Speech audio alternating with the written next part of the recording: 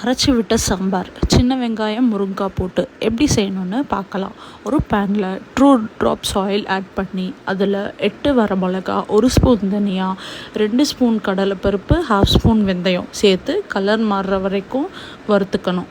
Case of பண்ணிவிட்டு ஒரு 5லேருந்து 6 பத்த தேங்காய் சேர்த்து ஆறினதும் மிக்சர் ஜாருக்கு மாற்றி கொஞ்சம் பெருங்காயம் சேர்த்து நல்லா மையாக அரைச்சிக்கணும். அப்புறம் சாம்பார் செய்ய அடுப்பில் ஒரு வாணா வச்சு 2 ஸ்பூன் ஆயில் விட்டு கடுகு சேர்த்து பொரிய விடணும். 20 சின்ன வெங்காயம் போட்டு உப்பு போட்டு நல்லா வதக்கணும். கலர் மாறினதும் நம்ம முருங்கைக்காய் போட்டு கொஞ்சம் மஞ்சள் பொடி போட்டு நல்லா வறுத்துக்கணும். அப்புறம் 1 கிளாஸ் வாட்டர் ஆட் பண்ணி காயை வேக வைக்கணும்.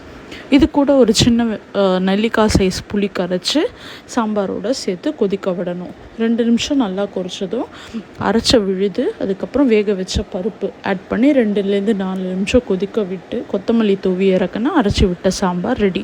நீங்களும் ட்ரை பண்ணுங்கள். என்ன ட்ரை பண்ணுவீங்க தானே?